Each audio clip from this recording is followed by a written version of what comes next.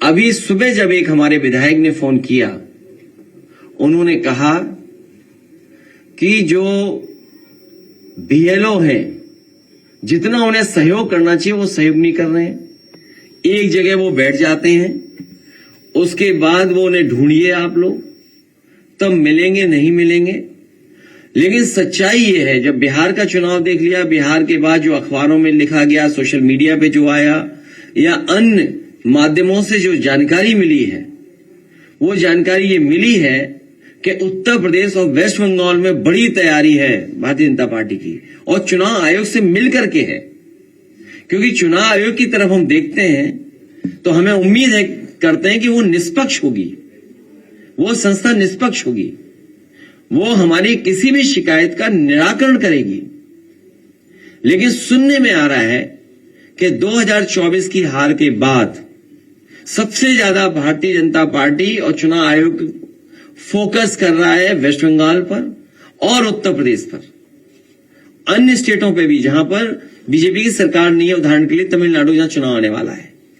लेकिन सबसे ज्यादा फोकस, सबसे ज्यादा टारगेट और टारगेटेड जो चीजें हो रही हैं वो उत्तर प्रदेश और वेस्ट बंगाल में हो रही हैं, जहां पर चुनाव आयोग से हमें उम्मीद थी।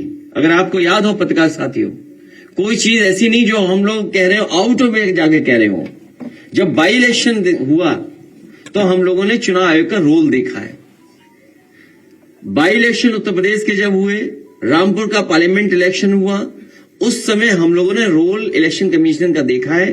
तमाम शिकायतें की गई, लेकिन उन शिकायतों पर कोई कार्रवाई नहीं हुई। उसके बाद जब एसआईआर की बात आई तो उस समय हम लोगों ने वो सूची दी थी जिसमें 2022 में से पहले जिनका वोट था और 2022 में वोट नहीं डाल पाए थे, ऐसे बड़े पैमाने पर मतदाता जिनका नाम इधर उधर करके डिलीट कर दिया था जानबूझ करके, और जिसके कारण समाजवादी सरकार नहीं बन पाई 2022 में। हम लोगों ने आरोप लगाया था और एफिडेविट भी दिए थे इलेक्शन कमीशन में। उस समय आपको याद होगा कई जिलाधिकारियों ने कुछ कुछ बातें कही, लेकिन जब पलट करके हम लोगों ने उनसे वो बातें तर्क रखे तो उनके पास भी कोई जवाब नहीं था।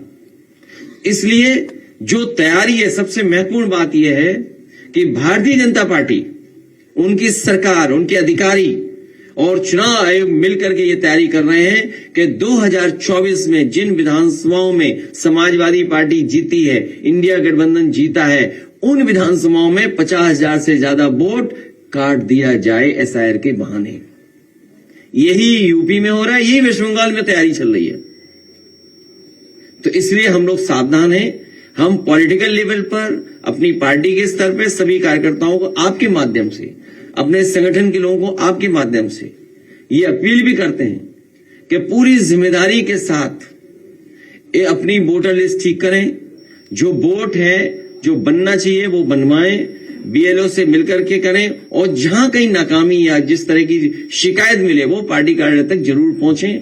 इधर जो शिकायतें मिली हैं, हम बड़े पैमाने पर शिकायतें हैं, मैं श्रीवास्तव जी जो ऑफिस में देख रहे हैं, मैं उनसे कहूंगा कि वो जरूर ब्रीफ करें। उससे पहले कोई एक अधिकारी है एसडीएम, उनकी रिकॉर्डिंग भी हमारे पास, कोई है रिकॉर्डिंग एसडीएम साहब वाली, एक एसडीएम साहब की रिकॉर्डिंग है। देखिए क्या कह रहे हैं, मतलब किस लेवल पे तैयारी है कन्नौज में। कन्नौज तो वो वो रहा है ना, हमारी राजधानी, देश की राजधानी रही है कन्नौज।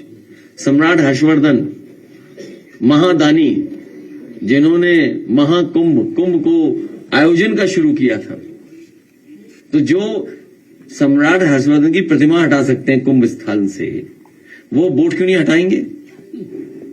वो बोट हटाने में लगे हुए हैं, और कन्नौज भी टारगेट में आ गया है।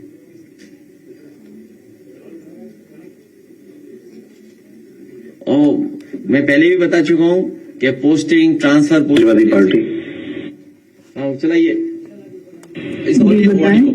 मैडम एक ये शिकायत आ रही है कुछ बूथों पे, जो एफआईआर फॉर्म है जिनका 2003 में नाम है, उनको भी सी कैटेगरी में फीड कर रहे हैं, अपलोड कर रहे हैं बीएलओ।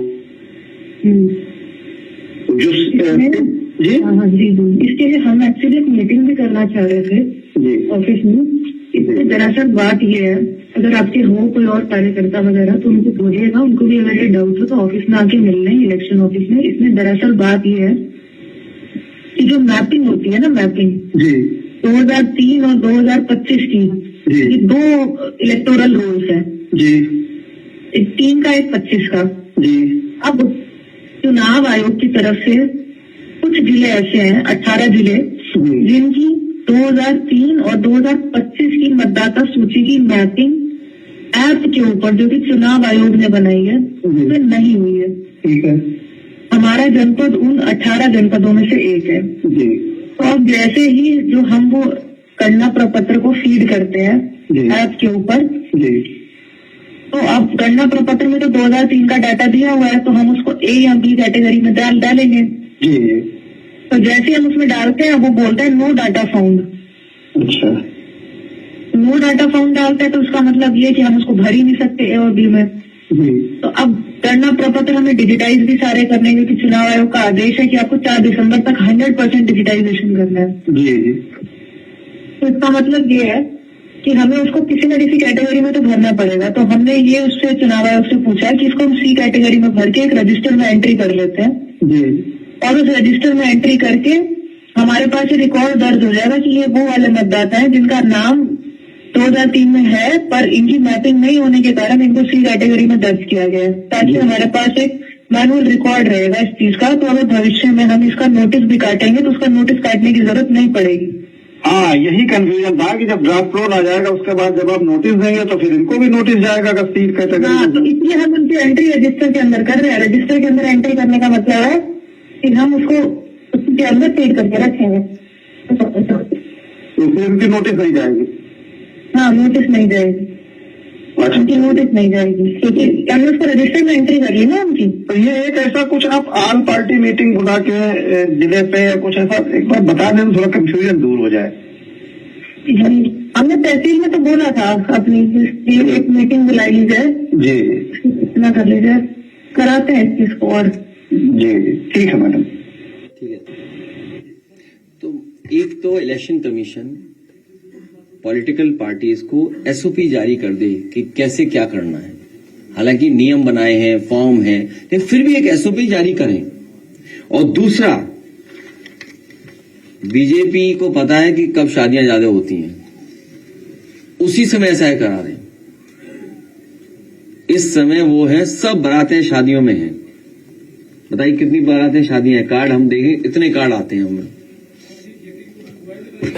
और इसी समय जानबूझ के किया जिससे कि यूपी में वोट कट जाए। तो हमारी मांग ये है कि एसओपी के साथ साथ एसआईआर के लिए समय बढ़ाया जाए कि यूपी सबसे बड़ी स्टेट है, सबसे इंपॉर्टेंट स्टेट है, पॉलिटिकल इंपॉर्टेंट स्टेट है, और यही स्टेट है जो प्रधानमंत्री बनाता है, यही स्टेट है जहां प्रधानमंत्री जी हैं और अधिकारी किसी और के कंट्रोल में हैं। तो समझ लीजिए अधिकारी क्या करेंगे हमें। इसलिए हमारी मांग है कि एसआईआर का समय उत्तर प्रदेश में और बढ़ाया जाए। अभी चुनाव को समय है, बहुत दूर है चुनाव भी, हालांकि दिन ज्यादा नहीं है। चैट जीपीटी पे पूछे तो दिन कितने हैं, कोई पूछ के बताया हमें, कोई पूछ के बता दो। 415 दिन, 414 हो गए या एक दिन चला गया। तो आप सोचिए सितंबर में प्रचार शुरू होगा तो दिन कितने बचे हैं। इसलिए हम चाहते हैं समय बढ़ाया जाए जिससे कि यहां की वोटर लिस्ट ठीक बनाई जा सके। और ये जो साजिश है कि हर विधानसभा में उत्तर प्रदेश में, वेस्ट बंगाल में 50,000 से ज्यादा वोट काटे जाए, इस साजिश को नाकाम करने के लिए समाजवादी पार्टी और हम सब लोग तैयार हैं और मेहनत करेंगे। और हमें उम्मीद है कि प्रेस के लोग भी हमारा सहयोग करेंगे। लोकतंत्र को बचाने के लिए, संविधान को बचाने के लिए, देश को और मजबूत बने इसका लोकतंत्र, उसके लिए आप भी हमारा सहयोग करें।